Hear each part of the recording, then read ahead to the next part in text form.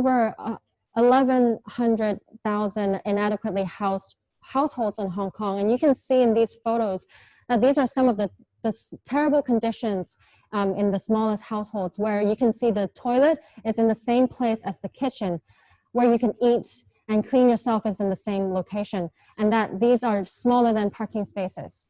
And so how can we really combine and compare the first image and this last one that we see?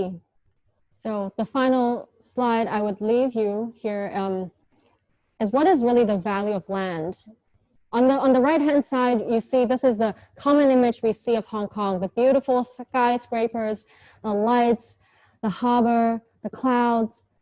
But on the bottom of the pyramid, there are people living inadequately. And we're really, today, in this discussion, how can we redefine the value and think of new technological or human ways of the exit for this crisis? So again, I would just love to, now I would love to come back to the panelists and really open up this dialogue. So the first question I would have for the panelists is, really, how would you define the value of land in Hong Kong? Sure, Dorothy. And I could start with 3 perspectives. And as a species, we use our land for survival, and we gain our food source from our land, and we also gain our energy from our land, such as oil.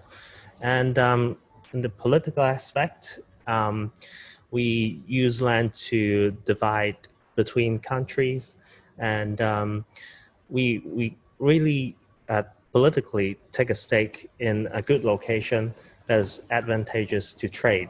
For example, a lot of civilizations developed where there's near water bodies and near rivers, such as London, including Hong Kong. So Hong Kong has a unique position as their development because we have a great harbor called Victoria Harbor, and it has enough depth that ships would be able to easily park and berth there for a period of time, and to facilitate trade from the West into China and vice versa. So this built up Hong Kong's position as a trading port, and that's how we grew to this stage.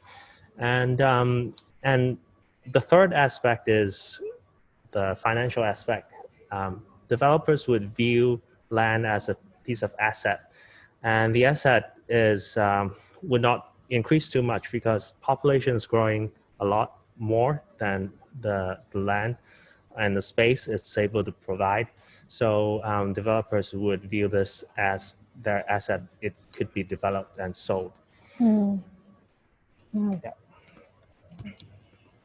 Okay, you know, I was actually trained from background actually from as an architect at the very beginning, and I research urban developments in China, which is like 2006 to 2010.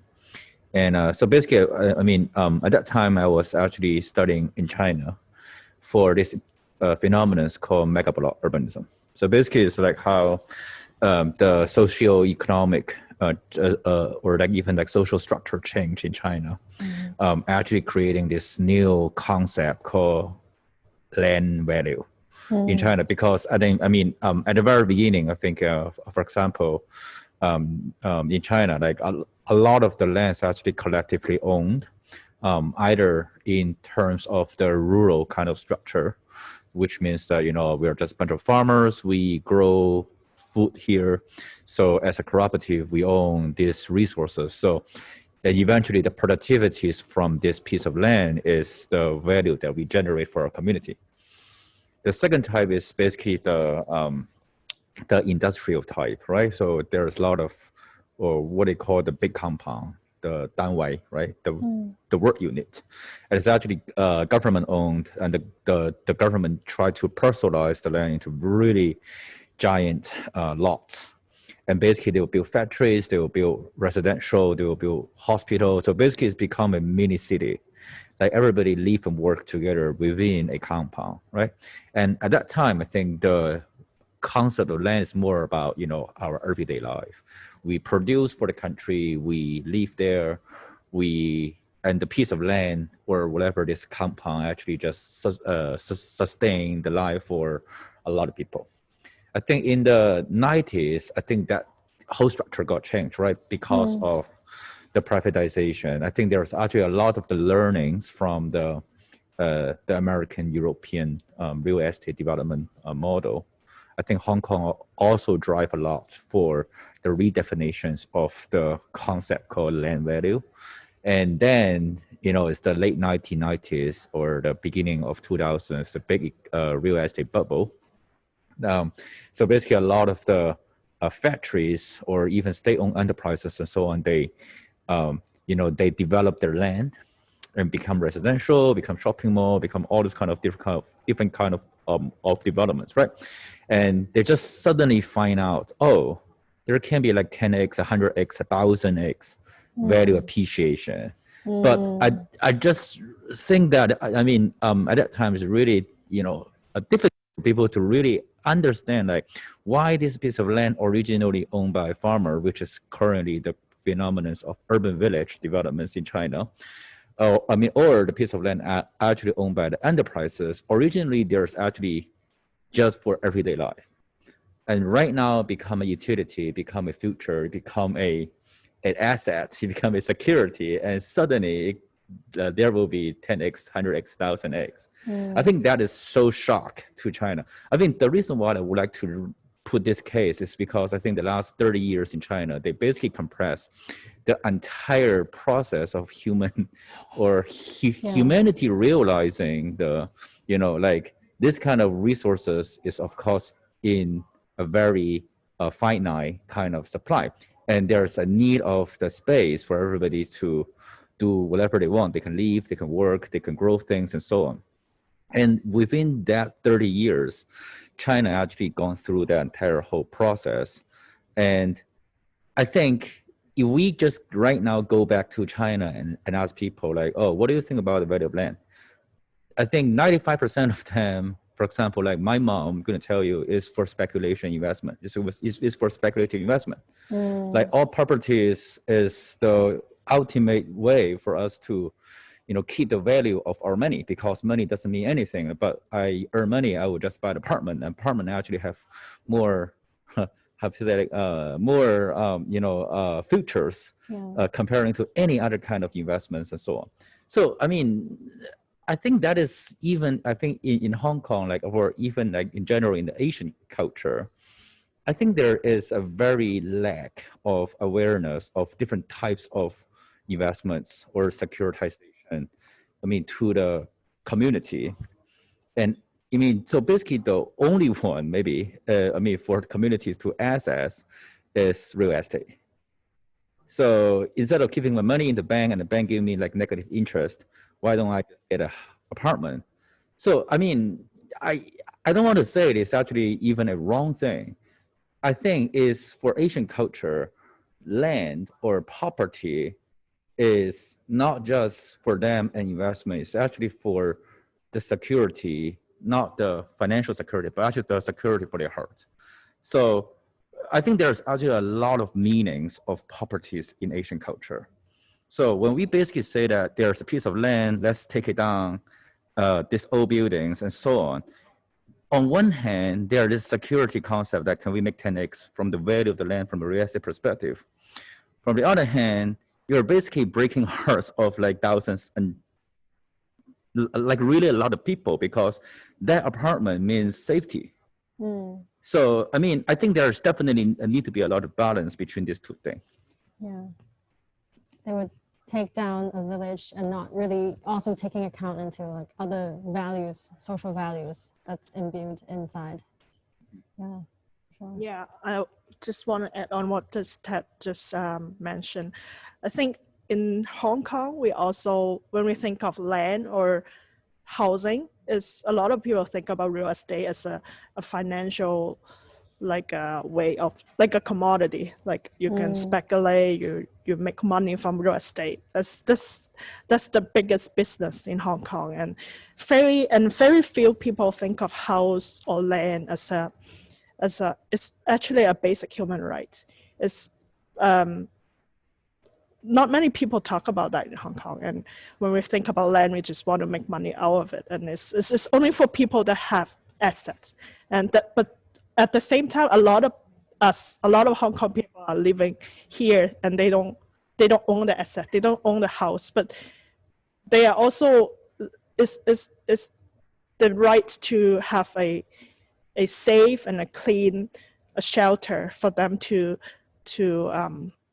so they can so that people grow up here, they can have like a safe environment to grow up. And it's actually like United Nations already outlined this right to adequate housing in 1996, but we are in 2020, and a lot of people kind of take this as for granted. It's like you cannot afford to pay the rent, so that's, you kind of have to accept it because this is Hong Kong.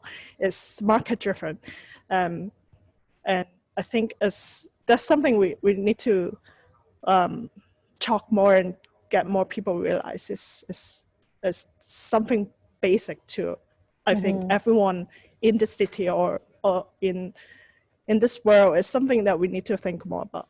Yeah, for sure. I think all three of you have worked with different real estate developers, and of course, Kwai Home Group being one of them. And like, how do developers think about the value? And I think what also, Kitman, you've mentioned is that from a human perspective, it's actually a basic human right, versus, you know, the market is kind of this securitization, this way of passing on perhaps your property to the next generation, so they have the money on hand. And it's and so in your work with different developers, how has their position informed this way of thinking? Or like, how do you balance between kind of from a developer perspective, but also the human aspect of it? Yeah. Well, I think you can still definitely make money out of real estate, but I don't see this as like a contradictory. It's not something. It's not one way or other. You can still provide, like, it's business. We're a supplier of apartments, of housing, but at the same time, we think about the people that end up living there. You think about the condition that they live there, and it's just something. It's just like any other business. You do business, you're customer focused. You want them to have a good experience there. You want them to like your product. So I don't think it's just like you can steal money, but you don't have to maximize and sacrifice other people at the same time to maximize your own profit. It's like, right? So yeah. I don't think it's necessarily contradictory. So. Okay. Okay. So I've been working closely with only two types of developer. One is more like this kind of state-owned, really huge enterprises like in China, and the other type is more like this government-driven kind of development infrastructure projects. I think particularly, I mean, in China, I think it's actually quite different from Hong Kong. That you know, the whole society or the whole governance of the country is basically what we call it neoliberalism, and that means you know, the government try to stay at a back stage and let the private sector to actually stand at the front line of that. So basically say, oh, we actually need to redo this piece of land. So usually it's not the government going to show up and say, we're going to pay money from our treasury to compensate everybody, and we're going to get a piece of land clean and do the auction, like developer come in. I think that's more like a free market way. But I think in the China situation, the private sector are actually taking so much, or even I would say too much, responsibilities for the government. So basically, for example, like a urban renewal project in China. So usually the private developers also need to be responsible to work on all these mechanisms for compensations and dealing with the existing tenants or the landlords, and eventually propose the new schemes and so on. And the government might going to subsidize them, not through money, but through a lot of other things. For example, you can build more. I can give you a piece of land somewhere else, so you can move some of these people over from here over there.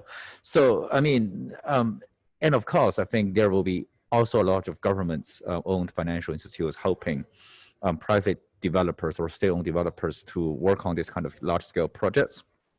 But usually the government is actually standing at the bad side of it. So I will say that from the China perspective, there is actually I would say like a big opportunities to collaborate or work with private sector to develop new development models, and try to even break through the how to say the dilemma or the balance between social values and the economic values and so on. There is of course a lot of top-down mandates.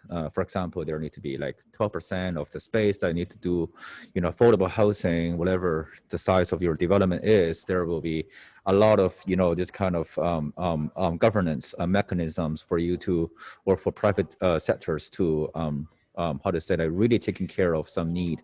I think basically we try to understand it from a logical perspective. The government definitely would like to incentivize the private sector to take on more responsibilities on that, because the private sector actually have a lot of know-how than the government, which I think is actually quite healthy in terms of the dynamics. But on the other hand, there definitely need to be some industry standards set up so the private sector know what to add, like and how to add. I think that's basically like a different kind of universe comparing to Hong Kong. I think from Hong Kong's perspective, I mean, it's actually quite surprising to me that Hong Kong is actually more top-down. That means for urban renewal and development projects, the government actually take a lot of early stage research and decision making, and basically, I mean, it's a highly professionalized mechanism in Hong Kong, comparing to China. Like China is totally, I would say, at a very infant stage of this kind of decision making, but they're actually facing a huge scale. But in Hong Kong, it's highly professionalized. There's so many, I would even say too many bureaucratic consultancy process to go through and so on. But I think the problem for Hong Kong is that because it's just so much or too much, so it eventually just have very thin or a limited amount of resources going to consultation, because I think there's just too many things that people need to care, and consultation is like a really small slice of the whole process. And it's more in compliance. That's right. It's more like for compliance, for the formalities, and so on. Not much on the innovation, Yeah, on the community engagement. Exactly. So I think it's like totally inward, and the private sector may not have that much incentive to do the consultation or participate in the consultation because they believe that's very troublesome, and government need to take the troublesome part. Yeah. And when you clean up all the things, we'll get in. Right? I think that's like a really different kind of, like literally two worlds to me from China and Hong Kong for this whole process. Yeah. Maybe Clement also being that consultancy sometimes for development projects. Yeah. What do you think? Sure. So we'll start from the Hong Kong government's perspective. We have the planning department, which would plan out the uses of different land through the meetings at town planning board every month or every 2 months. And we also have lands department, which would offer up new land for auction every now and then. So from the developer's perspective, it's like viewing their holdings in a portfolio. You can do a lot of things, like if you're larger scale, you could auction for the land and to do a larger scale real estate development. And if you're medium to small scale, you could do redevelopment projects. And so there are mainly a couple types of, from their financial perspective, income. If you do residential development sales, you would complete a project and get the revenue. But if you do office buildings, malls, you could get the revenue from rentals. And that's two different revenue streams. One is is not so stable, and then the other is stable. So they would take a balance between these two in their portfolio for their view. There's also spatial and community perspective. I could break it down into long-term versus short-term planning and thinking. Some would like to maximize the value of space, and apartments would tend to focus on more affordable audience. And for example, the spaces areas would be smaller, and then the corridors would be narrower in the objective to maximize the spaces, or maximize the spaces for rent.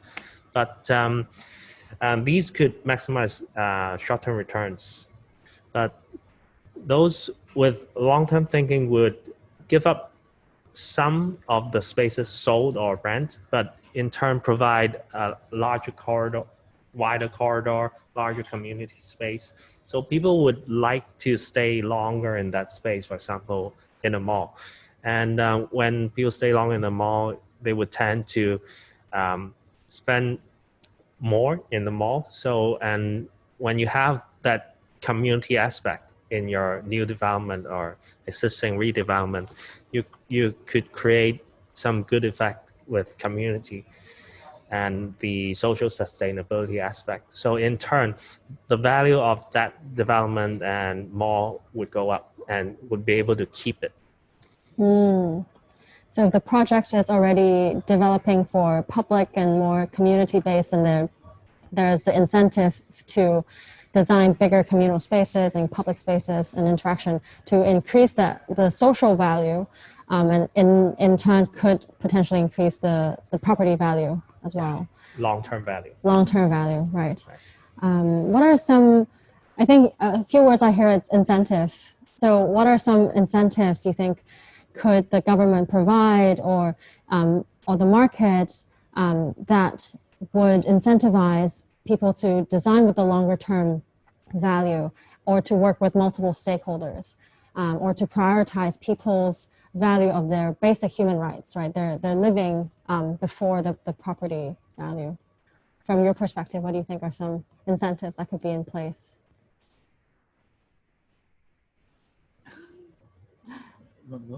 Okay, yeah, sure. I think there are really a lot of stakeholders involved. If we start with policymakers, they could enable more flexibility in the building regulations for the use of land and buildings.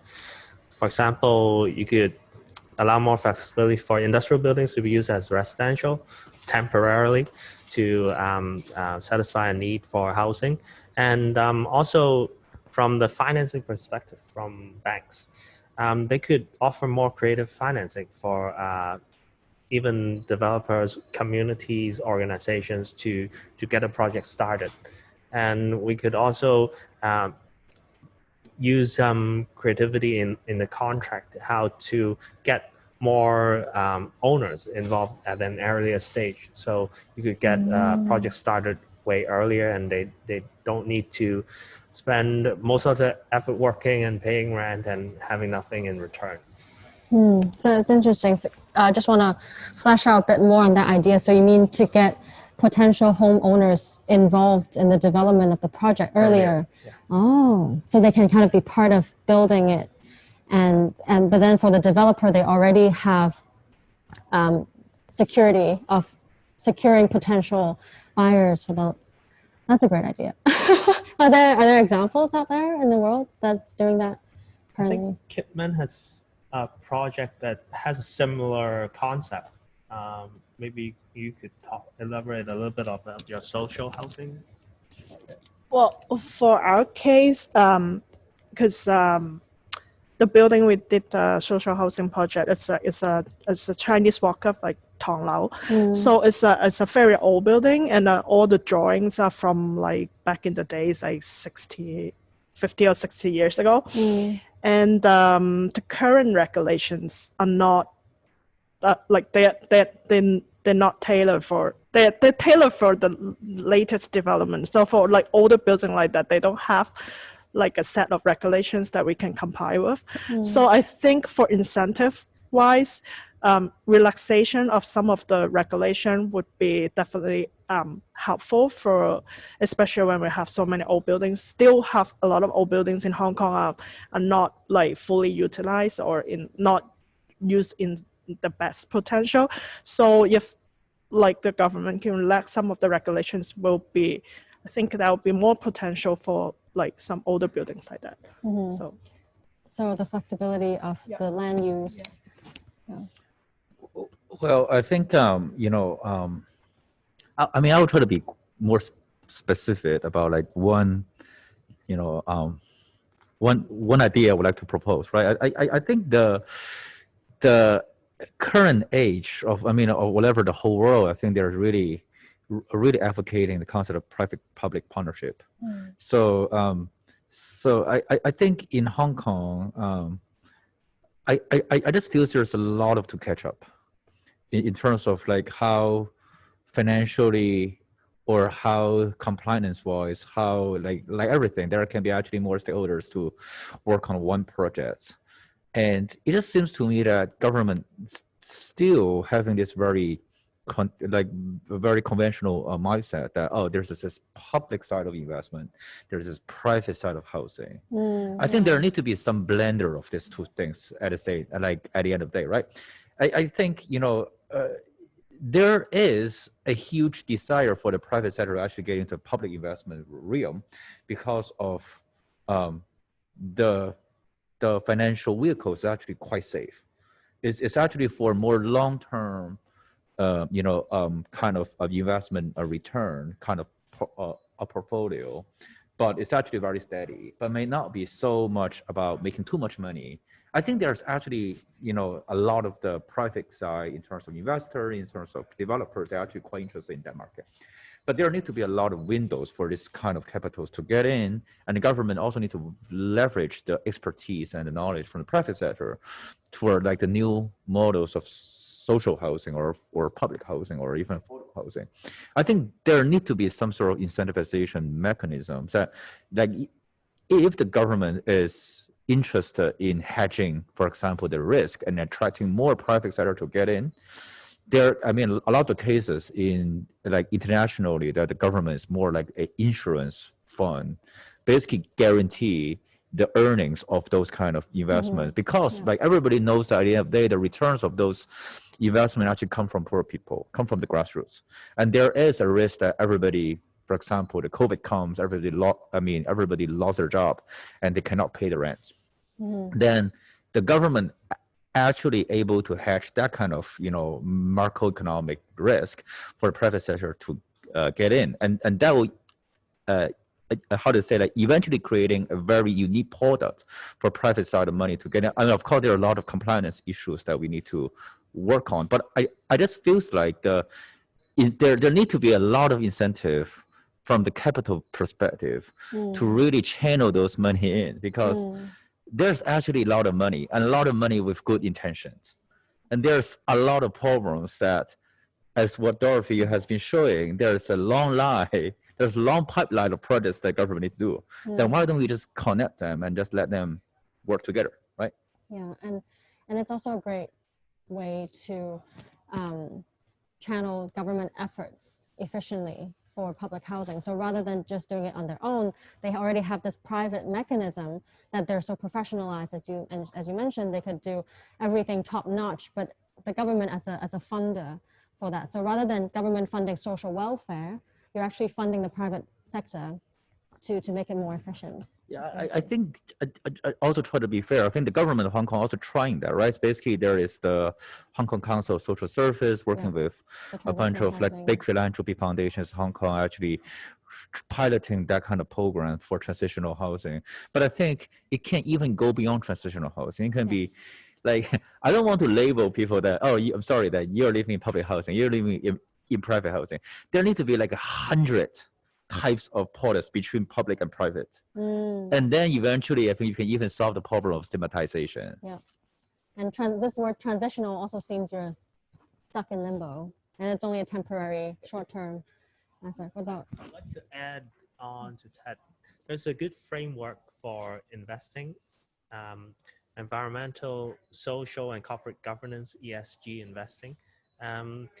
That's focused on sustainable investments. And if a company complies with ESG, it has to report an annual energy savings and what it did to facilitate social impact and sustainability. So investors would narrow down companies that follow ESG, and then a lot of funds like BlackRock has a specific mandate on ESG investing, and they only identify these companies not purely on financial returns, but on the impact of society. So this is an international framework that's and trend that's ongoing and will be going stronger and stronger. We could perhaps take some reference to these metrics on how to achieve the sustainability. For sure. I think definitely the whole COVID has made people more conscious of how we can allocate capital to create more resilient communities. And I think housing is definitely a playground and this real infrastructure to host these communities. So before we even talk about designing resilient communities, how can we have these affordable structures and livable rooms and spaces to host these communities, right? And just wanted to uncover a few more on, are there other market pressures you think that is leading to this affordability issues beyond incentives? So, any market pressure? Pressures, yeah. I think I can go first. I think there's actually, a story to share that I think I was talking to a private banker in New York. Like I think it was like 4 years ago. I think the whole point is that like 10, 15 years ago, if you're now investing into .com or technology, you're going to face the problem that you're not going to be relevant to the world. Like 10 years later, which is right now. But so basically his point is that I think there is already an unspeakable consensus in the investment world that if you're not putting down money or putting down any kind of portfolio allocations to sustainable developments, 10 years later you're not going to be relevant to the world. Like you just said, I'm doing some high tech. Then so what? Like, right? Like it's basically like, I'm using internet to do my business. Like who don't? Yeah, who doesn't? Yeah, exactly. So basically, I think there is actually a consensus right now. I think what we are waiting for, as I mentioned, I think there is a lot of knowledge, academic, try to accumulate about like, how we can actually create this industry standard. But I think asset management is a very specific industry. And the standard of asset management is actually more like a consensus of the industry. Like, for example, like how I calculate valuation for this kind of project and that kind of project, for this kind of real estate development, or that kind of real estate developments. So if we can actually start to change asset managers' mindset, or even the ways that they set up their cases, like how the calculations of the valuations can be innovative or can be new or can be eventually being, accepted by people. I think we're fundamentally even eventually change the value structure, the value recognition structure from the asset management perspective. And eventually I think that will probably like what 10 years later going to be like. Yeah. Market pressure. Okay. So regarding market pressure, it's definitely for companies' growth. How do they perform compared to last year and the previous track record? Especially public listing companies, they need to file annual reports every year, and investors would look at their performance. If they are not performing accordingly and not growing, then investors would be less interested. And this, I believe, would be a major source of pressure for listed companies. For private companies, less so, but any business owner would like to see their portfolio having sustainable growth. And those, for private companies, it might be easier for them not having to answer to the public. And they would definitely also need to diversify, not only invest in real estate projects. Or you can notice a lot of real estate companies investing in prop tech or technology right now. So that's definitely an area for them to be future proof. Yeah. I think also you mentioned with a conversation previously, it's also the land price, the transaction from the government to the bidding company. It's also already contributing to a huge part of the cost of the building before it's even developed and then sold with premium with profit. And so that, I think, it was something we talked about previously. I don't know, with Kitman, do you think as a on developing projects, what are some limitations or market pressures for determining the affordability? Well, if you say like for designing, I think from the process of when we design a new development, it's just in Hong Kong, basically, everyone is trying to maximize the GFA when you design something. You want to build a new building. It's like the architect or the designer, they don't have much room for creativity, because everyone just want to maximize the GFA, want to get the most money out of a development. So that's that's the trend in Hong Kong. So that's something maybe, so we are so used to that kind of thinking. We just look at housing as numbers, as maximizing profit, and rather than look at it as something like an environment you build for people to live in. And that's the general trend in Hong Kong, and it's definitely something I think we can change, or we can do something about it. Yeah, for sure. The mindset. Yeah, the mindset. Yeah, and bringing it back to what you mentioned in the beginning, what people take for granted. Like, I like some people I talk to, they don't even know how much property prices are, but then they're like, I can never afford it. Anyways, it's already stuck in their mind. They don't even calculate if it's actually affordable. They just take it for granted. So I think with that, I would love to, dive into kind of what you guys do on your technology side, and how you think that could also add an answer to that. So we'll bring back to Clement's slides. Thank you. Yeah.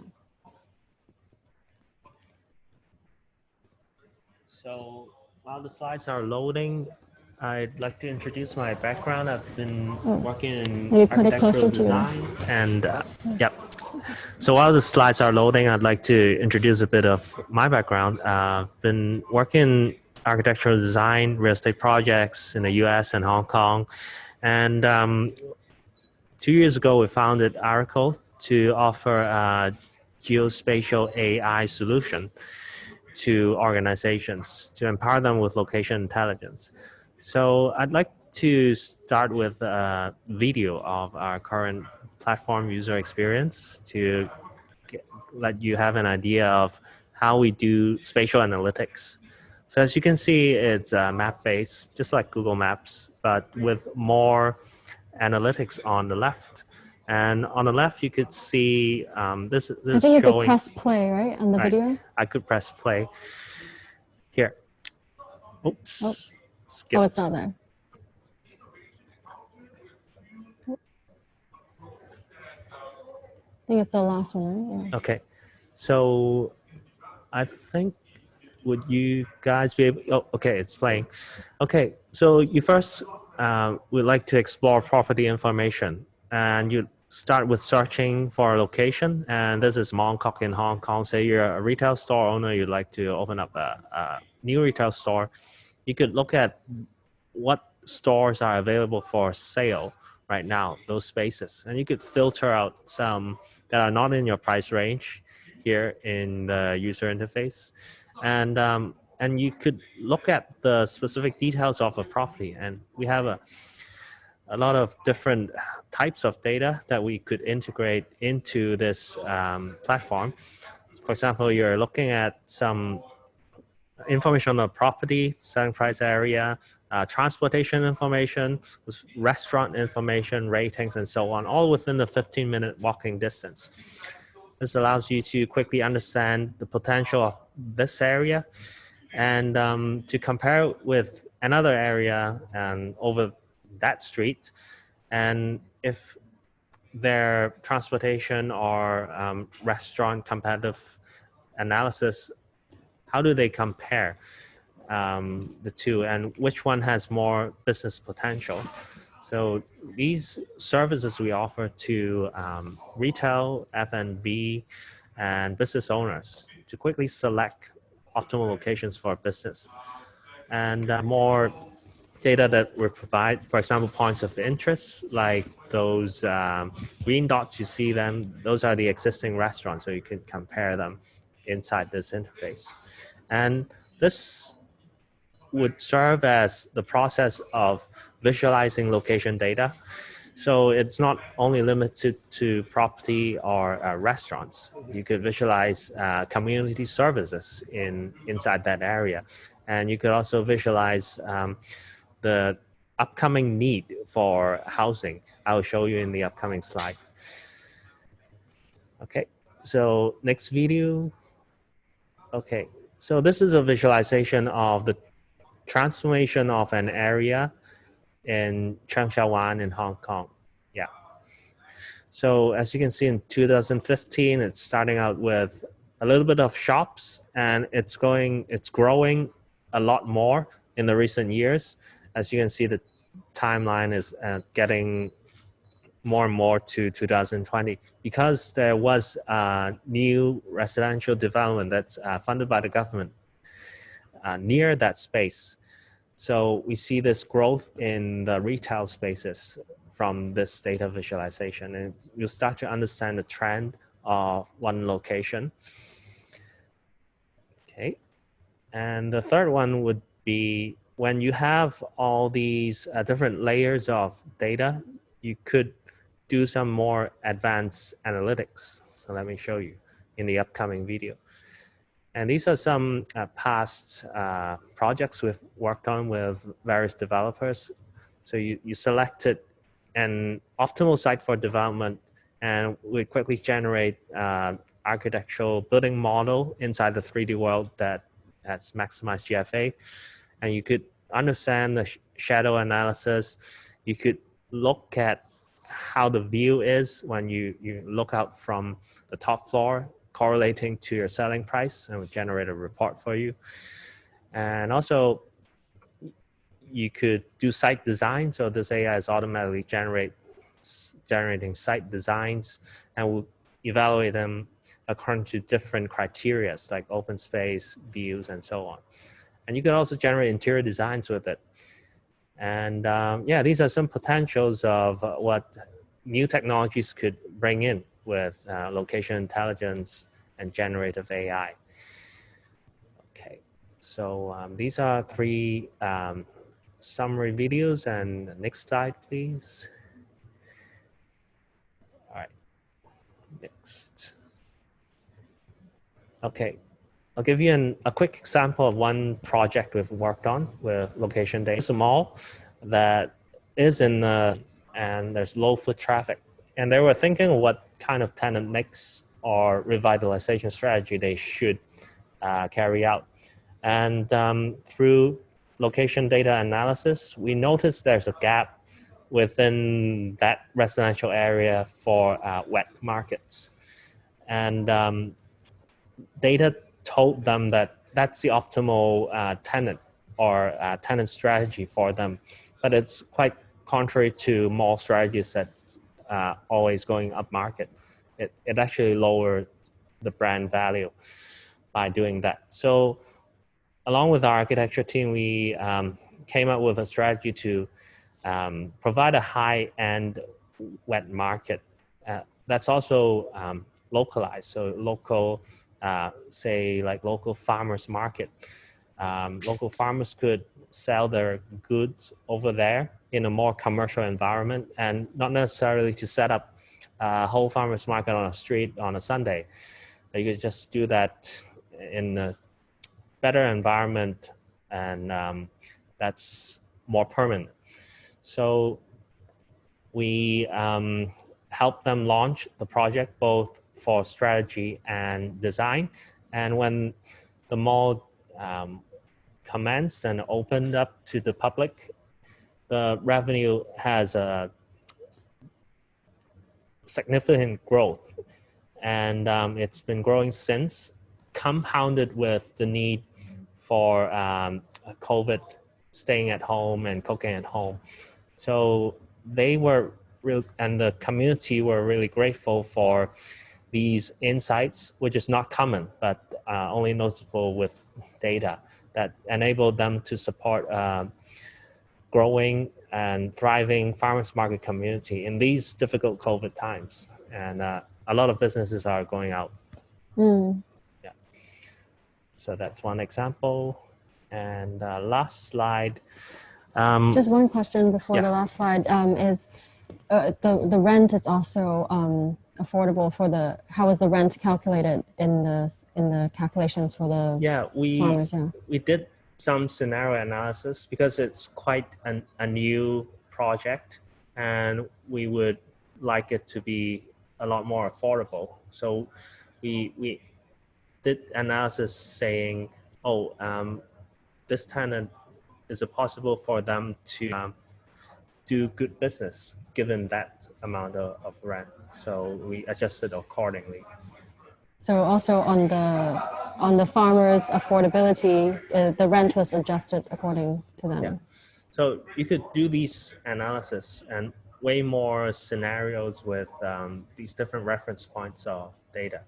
So including for predicting housing needs, doing simulations, just like the mall. When you have different data points, you could understand where is a good place to have some new social housing development that's needed, because maybe populated places near city centers, for example Mongkok, it would be too crowded unless it's a change of use. But for new developments, it might be expensive. Yeah. So you start to identify these opportunities that normally with the traditional approach wouldn't suffice. Yeah. So both, we can look at using the data and analytics, we can pick a site and then look at the needs around it, whether it's the social needs, the commercial needs, and then create a product that could serve both. Or we can also start with the need of what kind of pricing we need for the land and the social and the community that we're envisioning, and then look at the map and then find a suitable site. Yeah, that's right. To sum up, this is a platform to get all the stakeholders together with a clearer picture of what's exactly is happening right now based on more data we could get, and also what could be possible in the future based on the simulations we do. So I hope this platform will be open to everyone, public, stakeholders, to get more, make more decisions based on data and the predictions. So you could reduce your risk and make more impact socially as well. Cool, yeah, thanks, Clement. I think so we can lastly, yeah, this is what we believe. We believe human potential becomes infinite with technology. And welcome to contact me here anytime. Yeah. Cool. We'll now pass the time to Tat.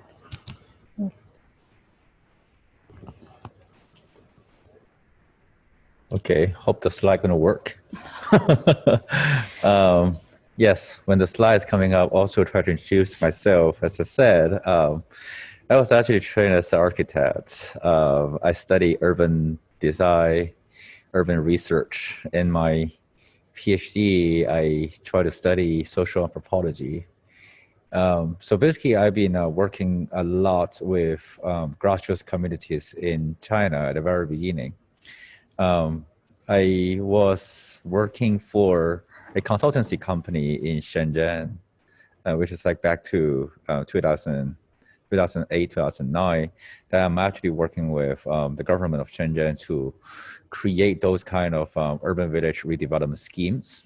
So basically, there will be a lot of community engagement and community workshops that we actually need to work with the local landlords and tenants, the migrant workers, and so on. So basically, at the end of the day, there will be some sort of package that we need to communicate with them. So basically, it's actually in the space of what we call development communication.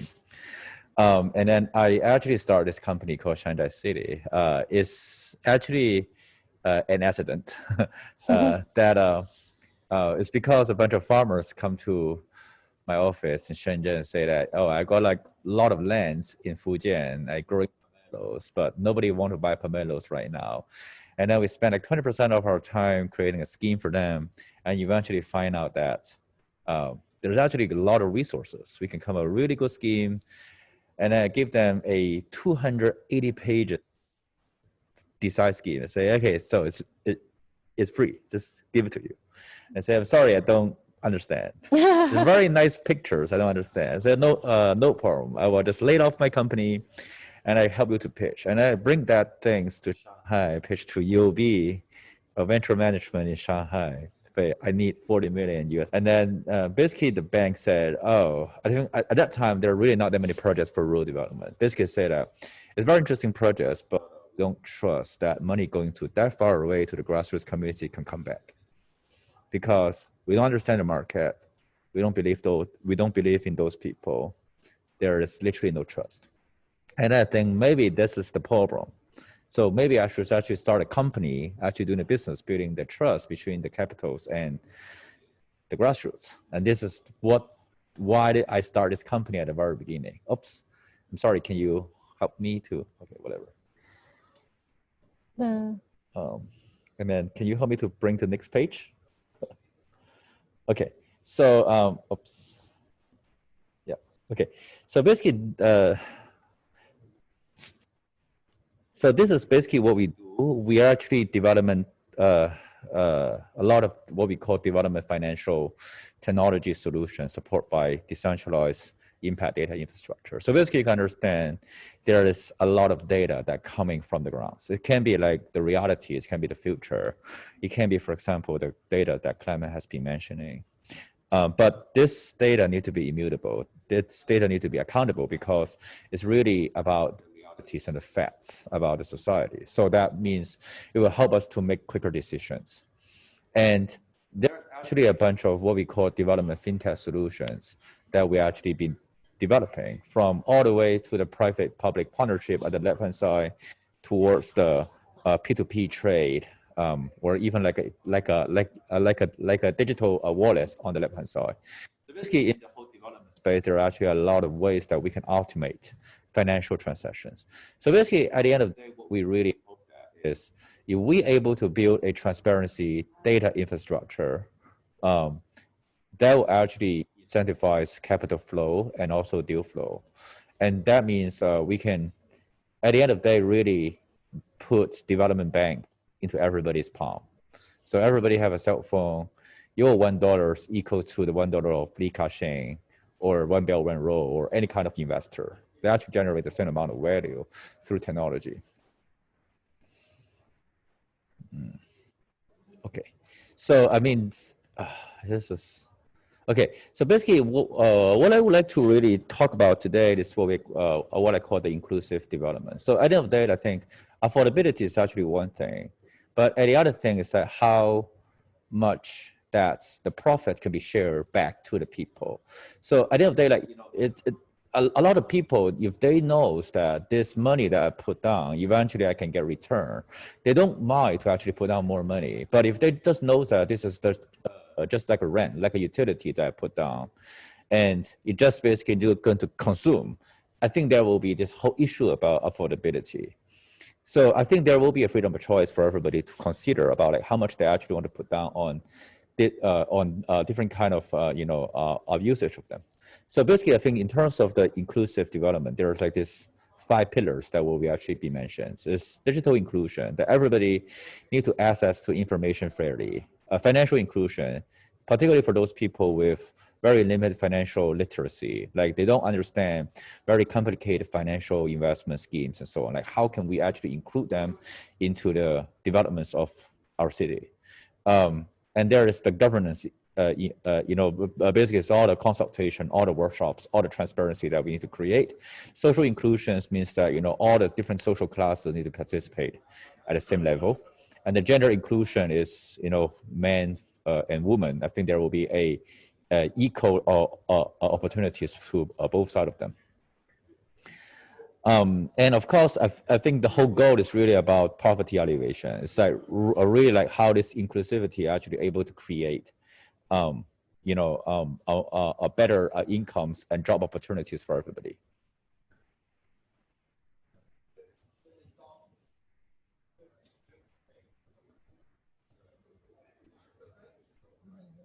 Sorry, are we able to turn it?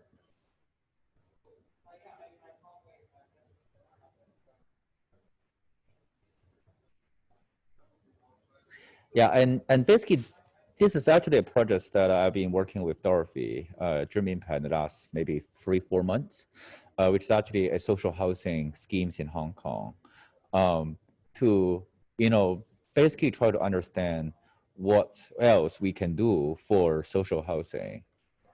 Next, yeah. And I think there's actually one highlight in this whole process is really about what we call the gamification process. It's actually a process, not just taking consultation as a process of informing, but actually taking consultation as a process of actually including voices from the communities. But I think there's a lot of professional ideas and professional dialogues that we have to do with the grassroots community. So basically, there is actually a process how we actually build, the financial literacies of the community. So basically, they can actually speak the language that how the developments can look like. So basically, there's like a lot of games that we actually decide, but through playing the games, it's like Monopoly, it's like all these kind of different games. Basically, for them to understand the consequences of different kind of scenarios that if they go through different kind of passive, and eventually, I think that will try to make better decisions. And I think in terms of the urban poverty issue or the housing shortage in Hong Kong, so distracting. So basically, I think the solutions that we have been, developing is basically number one, how the co-ownership, or I mean, basically what we call the transitional ownership. It's actually not a transitional housing that people stay there and then they move away, but it's actually a process for people to gradually own the property. The number two is called rent-to-own financing. I think this is actually not that unfamiliar in the world, but at the end of the day, I think there are even some cases in Hong Kong. And at the end, and the last point is really what I just mentioned before about PPP, private partnership. And what we try to introduce is what I call this inclusive real estate investment trust, IRET. RET is actually not so far away from us. For example, the biggest RET in Hong Kong is the Link. It's the one that manages all the shopping malls for public housing in Hong Kong. And, I think there's a lot of very controversial comments about REITs or links in Hong Kong, like how they should deliver more social responsibilities for the development space and so on. But I think what we try to really understand, or we're actually taking this concept, is that, how we can use this very old school structure and try to innovate or plugging in with new technology. So basically you can say on the left-hand side, or the social service model side, the red part, is like how NGOs, governments, and all the social service agencies are able to support, so basically providing services to the REITs. And on the right-hand side, or the social fintech solution side, how we can actually able to create, for example, community currency, or even a microfinance, microcredit schemes on fintech, and also try to create the decentralization of the assets through technology. So basically, what I actually showing here maybe have a few options. Like one of them is really about the rent-to-own model, but eventually people actually owning the bonds of the REITs or the trust. And if there is actually a liquidities of those bonds, so basically the initial bond investors can actually gradually exit from the investments of this real estate project and actually return ownership back to the residents. And of course, the role of government is very important to play as a guarantor for this whole financial vehicles. But at the end of the day, I think the governments, instead of putting out a lot of money by themselves, building a public housing, they're literally only spending like 10% of their money, but generating maybe 10x impact or social values through this model. Next, please. I think that's the last slide. So, I mean, as I mentioned, as I mentioned, I think the whole process, number one, there are a lot of people may ask like, why blockchain, why this, why that? I mean, at the end of the day, I think the whole vision is about this technology is to link with banks. And basically it's actually a fintech. And there's actually a lot of consideration, a lot of discussion. We can talk about this maybe separately, but like how fintech or like the choice of the fintech can eventually link to banking system. And the technology that we're using is actually a cross-blockchain technology supported by Cosmos Foundation. So you're actually able to link to hyperledgers and a lot of other more financial institutional blockchain system. But on the other hand, I'm also able to link to a payment system like Coda and so on. So at the end of the day, like what we try to really do is really a writ in everybody's palm. Like what my $1 is equal to Li Ka-ching's $1. And I don't need to go through a different or whatever kind of a threshold to invest and generate the same amount of money from my $1. And everybody actually share their same value of whatever the money or assets that they have. I think this is basically the vision of this project. I think that's the end of the slide. Yeah, I think it's so important to have this perspective of technology that is not just about the hype of fintech, the hype of AI, the hype of blockchain, and how we can use it just simply as a new way of banking. Of course, that's a great and efficient way of moving towards new ways of financing, but I think it's so important to bring it back to the community and really think about what the community needs. So I think in Tat's complex models of the development, it's really, I think we're really thinking of how do we put the needs of the community first, and then we can design the technology around it, and also then the financial structures necessary to have the incentives, as we mentioned, for investors and for developers to then participate into these projects. Yeah. And I think finally we'd love to have Kitman to share actually from as a developer perspective, holding properties on hand, what can we do as well?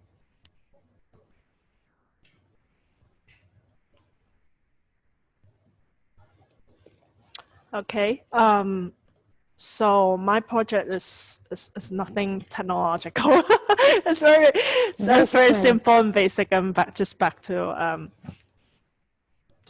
we'll try to help people who, well, we focus on in Hong Kong we face one of the biggest issues we face is a lot of people are living in subdivided units. So this is main focus of this project.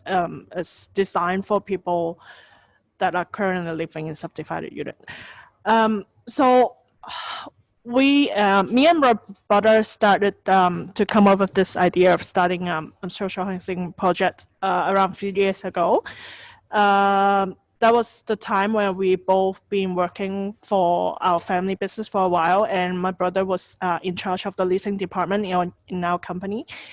And a lot of our property are located in some of the older and urban area in Hong Kong, and many of our tenants are underprivileged families who are either making a minimum wage salary or on government subsidized. And but as a landlord, we actually don't know much about their lives, and usually we just kind of sign the lease and get it over with. Yeah. So on the other hand, we read on the news a lot about the condition of people living in subdivided units. So from time to time, you see picture like this one. I picked the same picture Dorothy picked. Yeah, some very horrible picture of the living condition. Amazing photographer, local photographer. Yeah, because the space is so jammed, and so they oftentimes people put toilet, so it's like right next to the kitchen, and that definitely the hygiene issues. And sometimes you even see pictures of people living on top of the toilet. And just a picture like this very strike us, and then this is how we started, and because we just think this is unacceptable and we want to do something about it. And so we start brainstorming, and when we first started, we wasn't thinking about any CSR, or we don't have any long-term plan for the company to do like more charity work or anything. We were just very focused on the people we try to help, and they are the people living in subdivided units, and we try to understand what are the issues they're facing in their home. Some of these are like this.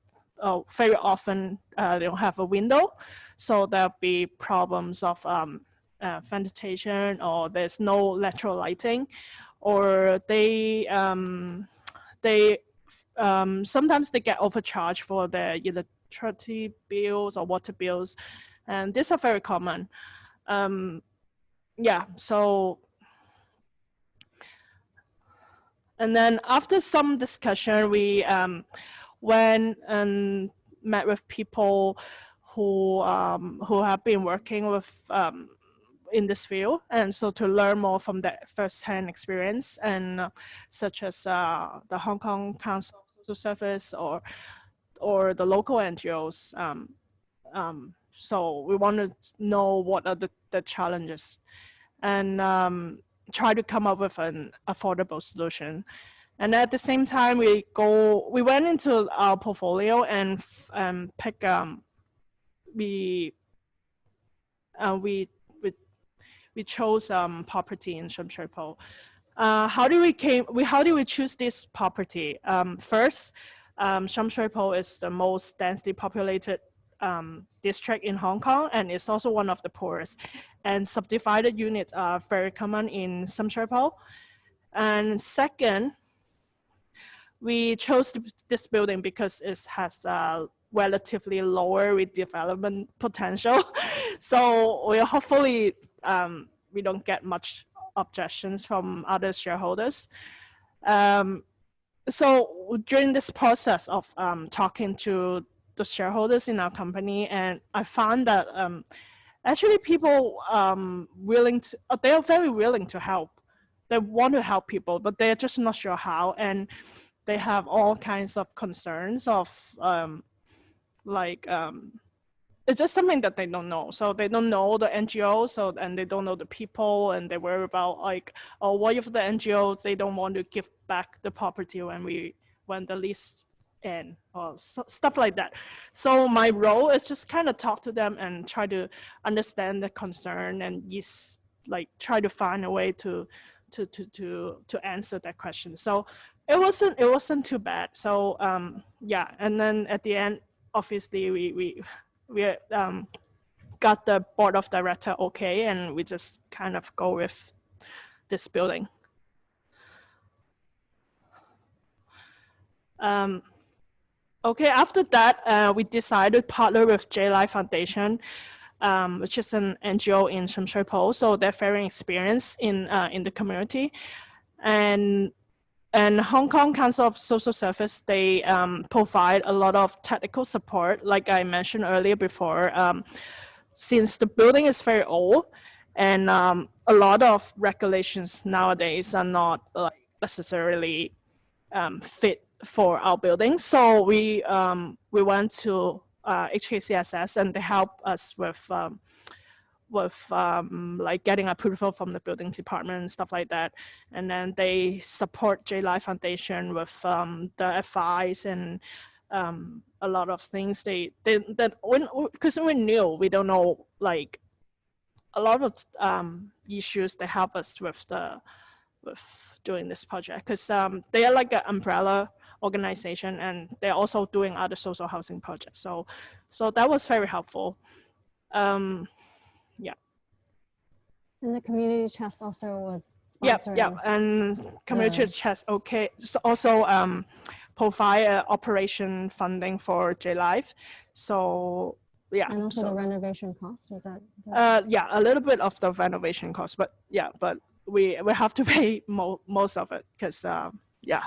Mm-hmm. Well, because it's like a responsibility of the landlord, right? It's your property, so we kind of take care most of the first part of like tearing down the apartment and building walls and stuff like that, and then community chest support some like the furnitures or like aircon, stuff like that for the people that live in the social housing. Yeah. Okay, so after that we after like around 2 years planning, we finally renovate. 2 years. Yeah, yeah. I think it started late last year, and then this year, still doing the renovation. Yeah, and then here just show some pictures before the renovation. Yeah, so we have to tear down everything because our old tenant basically he subdivided the unit obviously, and then that was without our consent. Basically on our agreement we put it black and white saying, oh, you cannot subdivide, but it's very common, and we know it's just kind of hard to not let people do that, because in Shanzhai it's an old building, and that's the only people that are willing to live there basically, and then they cannot afford the rent, so the tenant just kind of have to subdivide and then lease it to other people. So yeah, and then we tore down everything, and then that was the time when we realized there were more structural deterioration than we originally thought. So the cost went up a little bit. It was a bit over our original budget. But so we kind of just extend our projected timeline, because originally we thought, oh, in 3 years we can get back our initial investment. So but the cost went up a little bit, so we just kind of extend the time. So then we say, oh, okay, when we do this in the long run, like 8 or 10 years, it's okay. We can still get back the initial money we put in and make a little bit of money out of it. So yeah, so yeah, that's after renovation. And it's very basic, but as always, just want to make sure it's bright, it's clean, and yeah, just different from what they used to in subdivided unit. Yeah, it's very decent. Yeah. So after that, JLife Foundation start recruiting the residents. So they interview a lot of people. So the criteria are they have to be either currently living in subdivided housing or in accurate housing, and they have to be been lined up for public housing for more than 3 years. So they either have a full-time job or they are CSSA recipient, which is like a social security subsidy in Hong Kong.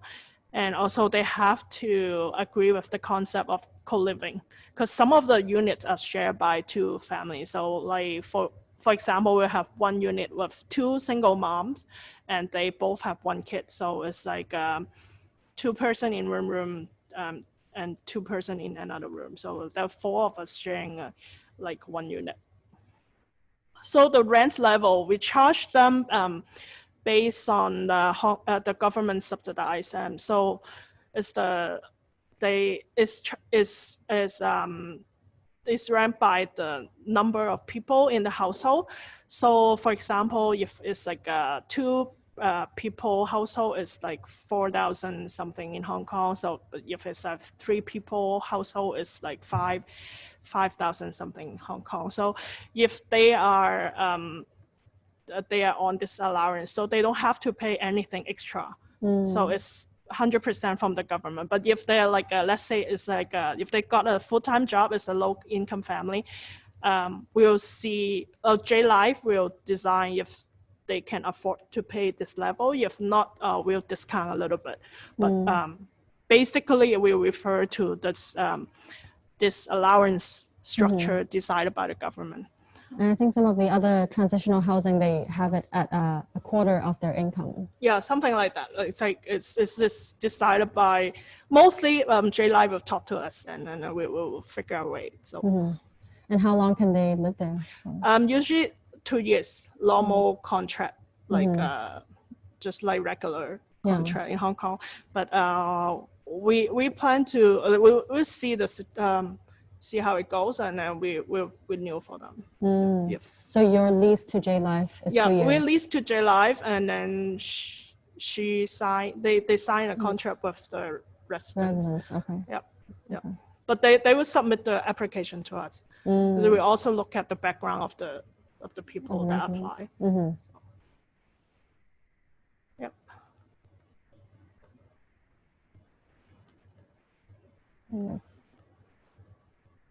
So finally, in July and October this year, is it previous? Yeah. Yeah. So people start moving in this year. Currently, we have 18 families living there, 68 residents. Over half of them are kids. So yeah, we're very much looking forward to meeting them after, hopefully COVID died down a little bit, and we'll have a party or something. Yeah, so finally when we design this project, we try to find some guidelines and some basic principle we trying to take to. Something I mentioned earlier, so okay. So like United Nations outlined this right to adequate housing. And also in Hong Kong, there's grassroots organization set 10 criteria for housing in Hong Kong. So some of them like the size per capita shouldn't be less than 70 square feet, or like a separate kitchen, a separate toilet, and windows. Like these are some very basic requirements, and we think all housing should have like. Just have to be, I think it's just humane, like, but in, like I said earlier, just in Hong Kong, we're so used to like accept and okay with not humane housing. So so I would say if more people are willing to think in this way, and there will be more supply in the market, and those are not humane will eventually phase out. That's my hope, and yeah, that's the end of my presentation. Thank you, Kitman. Thank you to all of your presentations. There's no audience, so we'll clap. I think I also really wanted to take some questions from the audience. If anyone has any questions, please feel free to type it into the chat box here. And interact with us. We only have a few minutes left, so any dying questions, you can speak directly. I think that's the point of the meeting, or you can type it in the chat box as well. Well, I'll give you some time to think of your questions. I saw a few people unmuted, but I think just really wanted to give a whole spectrum of perspective on this panel, and how different stakeholders can play a role, right? From the largest developers to the government, to even like the grassroots, and how we can all play a role in this. So I think someone typed, "Thanks for the presentation and Humane Project. I would like to know what's the scheme for accommodating tenants, the previous subdivided renters during the construction stage? Is it still affordable for previous renters? So imagine the older apartment, they used to host 6 subdivided units. Now that it's been renovated and then it's turned into a more co-living situation, is this still affordable for previous renters? We actually have one previous tenant move back to our project, but yeah, a majority of them, I would say, yeah, they have to move out. But so hopefully there will be more supply of this kind of social housing, and so they don't have to live in the only money-driven subdivided unit. So that's what we're trying to do. Mm-hmm. Yeah, I think it's so important, like Tat mentioned, even a larger scale redevelopment project, when you kick out the original tenants, you've rebuilt something you think it's better and new, can you reinvite those people back, right? Yeah. I think it's cool that it's still affordable. Another question, thank you for the great presentations. The AI technologies were very interesting. Could you explain more about how they can help with design itself in addition to site selection, and how can those technologies work with architects and designers? So thank you for your question. Regarding how it helps with design, for starting out a design, you need to do feasibility studies. And when you do research, you need to collect a lot of different sources of data of existing developments and the environment. So we are making feasibility study way easier to get your project started. And so you could apply your perspective and creativity on the project itself and test how it relates to the data of the existing development and how it changes. And as I shown, there are mainly 2 parts. The first is the location data, which is provided with different layers. And the second would be the generative AI. So these are tools that could help your planning. And a point I'd like to make is to execute and move forward these sustainability or social impact initiatives. We need to have a common framework for measurement of how much impact we're creating.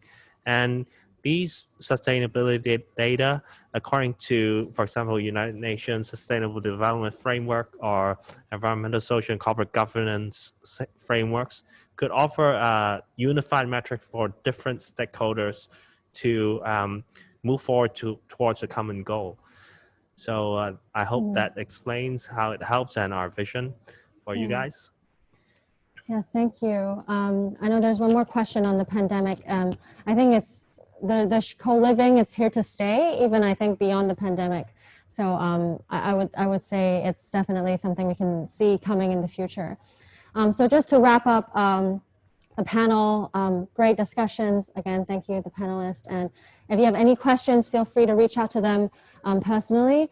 And I would just love to say that no matter who you are, what stakeholder you're playing in this housing, you can play a part. No matter if you're a developer, you can start small. I think that Kitman's example is that you can really just pick you don't need a long-term strategy, just pick one and start with it. And start with the community and start with the people that live there. So thank you.